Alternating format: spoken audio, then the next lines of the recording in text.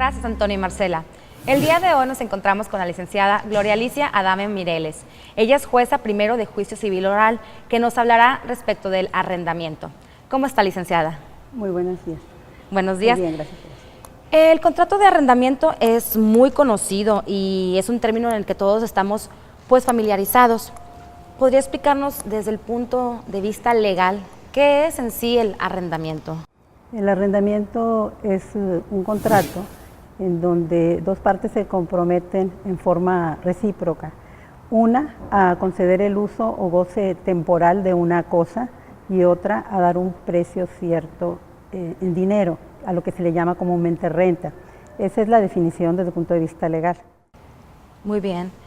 Y lo más común es que se renten casas, habitación o comercios, ¿verdad? Locales comerciales que son inmuebles. Pero ¿esto significa que no solamente se pueden rentar bienes inmuebles o también hay otro tipo de bienes que se pueden rentar? No, desde el punto de vista legal, cuando se hace referencia a cosa, jurídicamente, de acuerdo a la ley, cosa corresponde a un bien que puede ser inmueble o a un bien mueble, siempre y cuando sea susceptible, ¿verdad?, de transmitir de apropiación comercial. Ahora, quiero aclarar, estoy hablando desde el punto de vista de la definición de lo que puede rentarse. Evidentemente, en el arrendamiento se proporciona el uso o goce temporal de esa cosa. Lo que yo quería explicar es que al hablar de cosa puede ser bien mueble o bien inmueble, siempre y cuando esté en el comercio. A eso me refería. Perfecto. Y si alguien quiere rentar alguna cosa, como acaba de mencionar, un bien, ya sea inmueble o mueble, y no es dueño de ella, ¿puedo tener problemas legales? La figura del arrendamiento o el contrato de arrendamiento permite que se pueda proporcionar un bien en el uso o disfrute, aunque no sea el propietario. Es decir, un propietario puede dar en arrendamiento una cosa, pero también puede autorizar a otro para que la dé.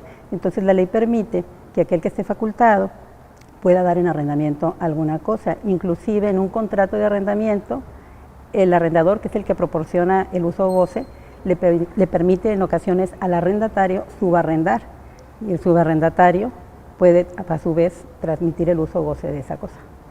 He sabido muchos casos en los que la renta es informal. Con decir informal me refiero que no existe, o sea, no se firma ningún contrato.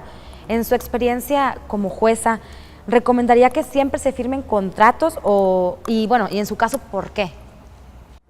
Si es factible, ¿verdad?, celebrar un contrato de arrendamiento sin un documento de por medio.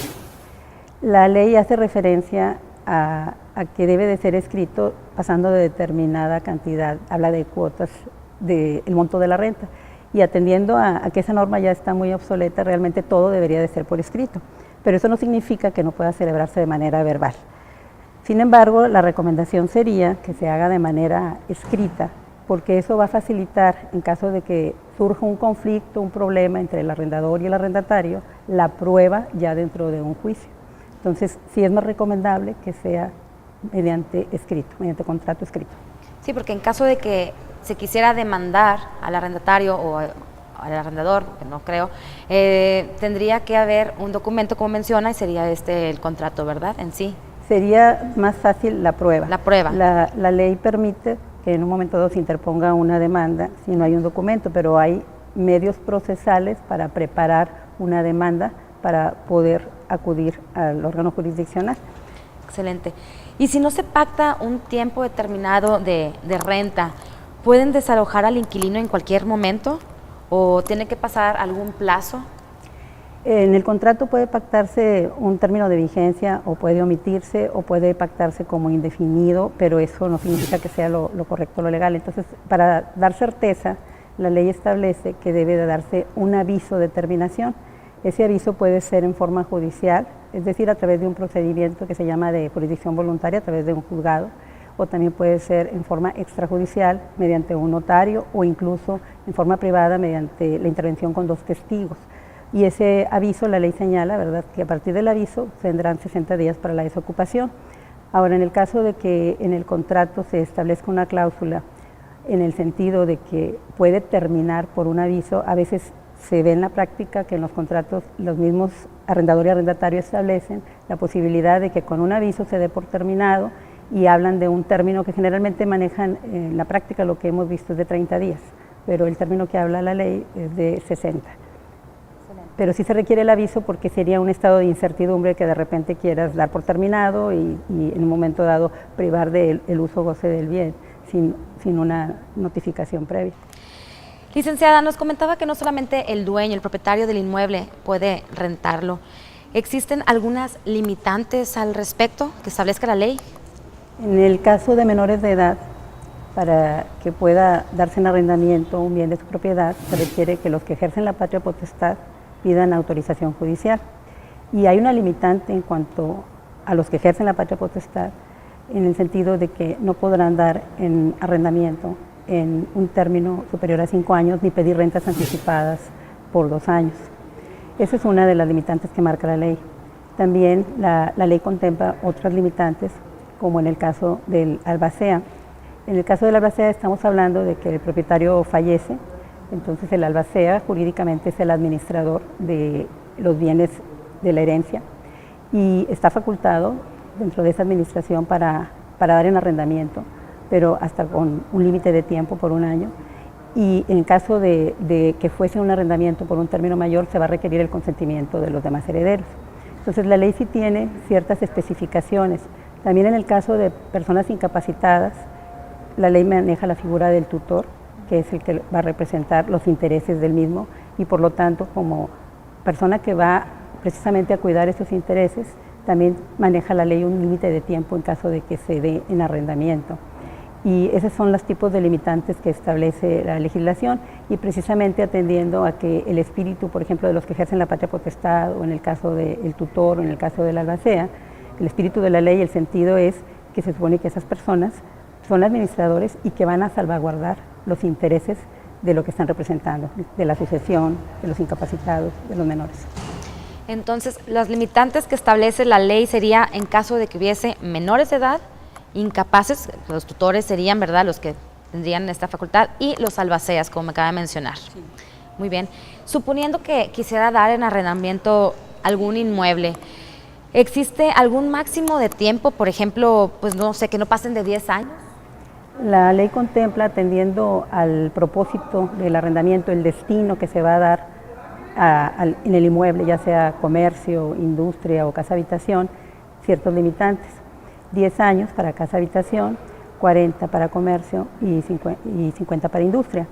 Aquí es importante, y hemos visto en la práctica, que los arrendatarios a veces consideran o creen o a lo mejor tienen unas expectativas, ya sea porque así lo piensan o porque se los hacen creer, que el hecho de que tengan muchos años rentando un inmueble, porque a veces se renta y luego se renueva el contrato y se vuelve a celebrar por otro tanto de tiempo, consideran que eso les genera derechos de propiedad.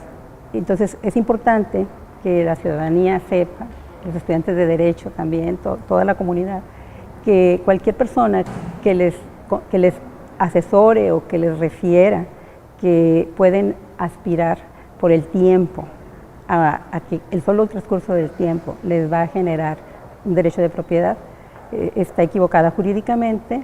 La posesión que se tiene, parte de la definición legal que mencionaba al principio, es que es temporal y la posesión que se da es derivada, no es una posesión originaria, no es un concepto de dueño. Entonces es importante que se tenga ese conocimiento, que los lapsos de tiempo que maneja la ley, aún si fueran en el caso de la industria 50 años, eso no quiere decir que va a generar un derecho distinto al que ya se tiene de una posesión o goce temporal de la cosa. Es algo muy importante. Muy bien. ¿Y cuáles serían las formas o cómo se puede dar por terminado un contrato de arrendamiento? El contrato de arrendamiento puede terminar de acuerdo a la vigencia establecida en el mismo, precisamente llegado el término estipulado o pactado por las partes. Puede suceder que se continúe en la relación y entonces opera una figura que se llama tácita reconducción. Se entiende que tácitamente están de acuerdo en que el contrato continúe. En ese supuesto, cuando ya se generó esa figura, que es una figura legal, es necesario que se dé el aviso que mencionábamos hace un momento, que puede ser judicial o extrajudicial, para que sea sabedor de que ya tendrá que desocupar. Y también puede ser que termine porque hay un incumplimiento y se demande la terminación ya por rescisión, que así se le llama la figura, para la acción, porque hay un incumplimiento por parte del arrendatario. También quiero aclarar como algo importante que también los arrendatarios pueden dar por terminado un contrato de arrendamiento por un incumplimiento del arrendador, porque parte de la definición legal es que son obligaciones recíprocas. Entonces, a veces hemos visto en la práctica que es muy raro que el arrendatario venga y demande al arrendador, pero el arrendatario cuenta con acciones que en el capítulo del arrendamiento se establecen a su favor. Y es importante que también los arrendatarios tengan ese conocimiento, pero es muy importante que lo hagan valer como acción, porque a veces vienen ya como excepción, pero no plantean una contrademanda y en esa forma, pues no, técnicamente no van a ser tutelados. Bueno, pues agradecemos mucho su presencia el día de hoy, que nos haya dado su tiempo. Al contrario.